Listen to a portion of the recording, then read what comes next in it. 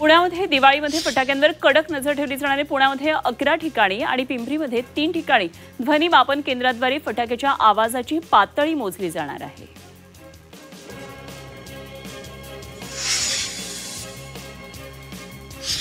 पुण्यामध्ये लक्ष्मी पूजनानिमित्ताने 21 ऑक्टोबरला पुणे मेट्रोची सेवा सकाळी 6 वाजल्यापासून संध्याकाळी 6 वाजेपर्यंत उपलब्ध असेल। संध्याकाळी 6 ते रात्री 11 वाजेपर्यंत मेट्रो सेवा बंद राहणार आहे।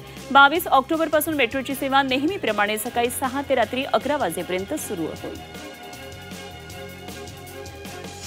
पुणे जिल्हा परिषद आणि पंचायत समिती निवडणुकीसाठी 8,000हून अधिक मतदान यंत्रांची गरज आहे। जिल्हा प्रशासनाकडे सध्या केवळ 1,963 मतदान यंत्र आणि 2,673 कंट्रोल युनिट उपलब्ध आहेत। उर्वरित यंत्र सांगली आणि सोलापूरहून मागवण्यात येणार आहेत। पुरंदर विमानतळ प्रकल्पासाठी 7 गावांमधल्या 1,285 हेक्टर जमिनीची मोजणी प्रक्रिया पूर्ण झाली आहे। शेतकऱ्यांशी चर्चा करून जागेच्या मोबदल्याचं स्वरूप निश्चित केलं जाणार आहे। जिल्हाधिकाऱ्यांनी ही माहिती दिली आहे।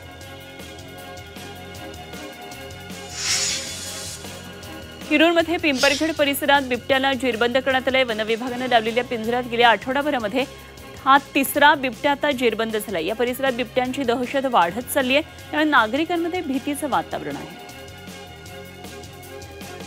पुण्यामध्ये बंडू आंदेकर टोळीतला सराईत गुंड दत्ता काळेला पोलिसांनी अटक केली। शहरातल्या लक्ष्मीनारायण चित्रपटगृहाजवळ सापळा रचला आणि पोलिसांनी त्याच्या मुसक्या आवळल्या। माजी नगरसेवक वनराज आंदेकरच्या खुनाचा बदला घेण्यासाठी दत्ता काळे हा पसार झालेला होता। खंडणी, बेकायदा फलक लावणं, जमिनीची फसवणूक असे अनेक गुन्हे त्याच्यावर दाखल आहेत।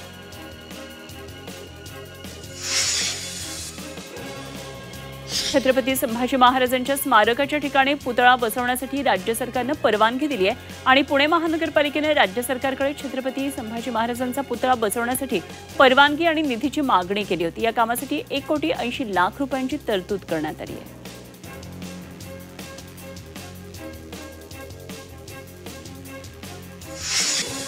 येवल्यातल्या धडपड मंचाच्या वतीनं 10 फूट उंचीचा आकाशकंदील लावण्यात आलाय।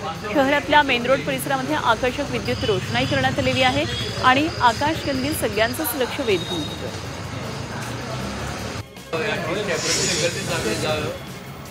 सप्टेंबरमध्ये झालेल्या नुकसानीची रक्कम बाधित शेतकऱ्यांच्या बँक खात्यामध्ये जमा व्हायला सुरुवात झाली आहे। 4,09,476 शेतकऱ्यांच्या बँक खात्यामध्ये 317,15,00,000 रुपये अनुदान जमा व्हायला सुरुवात झाली आहे आणि या शासकीय अनुदानातून वसुली करू नका असे आदेश नाशिकच्या जिल्हाधिकाऱ्यांनी नाशिकमधल्या बँकांना दिलेले आहेत।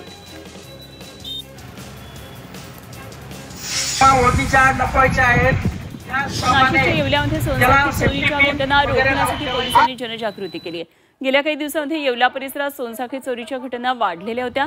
या पार्श्वभूमीवर ही जनजागृती करण्यात आली। पोलीस निरीक्षकांनी महिलांना काळजी घ्यावी असं आवाहन केलं।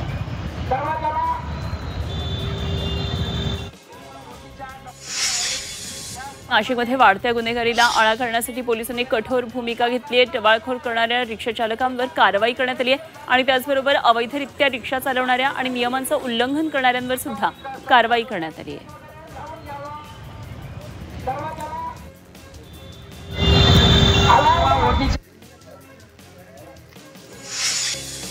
सामाजिक न्यायमंत्री आणि पालकमंत्री संजय शिरसाट नव्या वादात अडकण्याची शक्यता आहे। शिरसाट यांनी वेळ नसल्यामुळे चक्क उपोषणकर्त्याला घरी बोलावलं। त्यानंतर या उपोषणकर्त्याला ज्यूस पाजला। एखाद्या मंत्र्याच्या घरी जाऊन उपोषण सोडण्याची कदाचित ही पहिलीच वेळ असावी। मंत्र्यांना उपोषणकर्त्याकडे जायला वेळ नाही का, अशाही चर्चा या निमित्तानं सुरू झाल्या। संभाजीनगरमध्ये दिवाळी निमित्तानं घाटी रुग्णालय आणि जिल्हा रुग्णालय बंद राहणार आहे। 21 आणि 23 ऑक्टोबरला सुट्टी असल्यामुळे रुग्णालय बंद असणार आहे, तर या कालावधीमध्ये अत्यावश्यक सुविधा सुरू राहणार आहे। छत्रपती संभाजीनगरमध्ये एका कंपनी व्यवस्थापकाची 44,80,000 रुपयांनी फसवणूक झाली। शेअर मार्केटमधून 20% नफा मिळवून देण्याचा आमिष दाखवत सायबर चोरट्यांनी फसवणूक केली। या प्रकरणात MIDC सिडको पोलीस ठाण्यात गुन्हा दाखल केला आहे।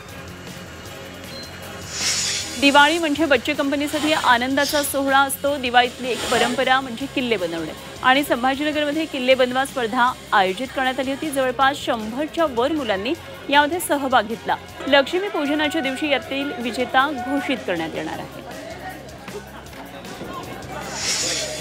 संभाजीनगरमध्ये गंगापूर इथे व्यापाऱ्यांनी एकत्र येत एक फटाक्यांचा मॉल सुरू केला आणि या फटाक्यांच्या होलसेल दुकानामध्ये फटाके खरेदीसाठी ग्राहकांची मोठ्या प्रमाणात गर्दी होतीये।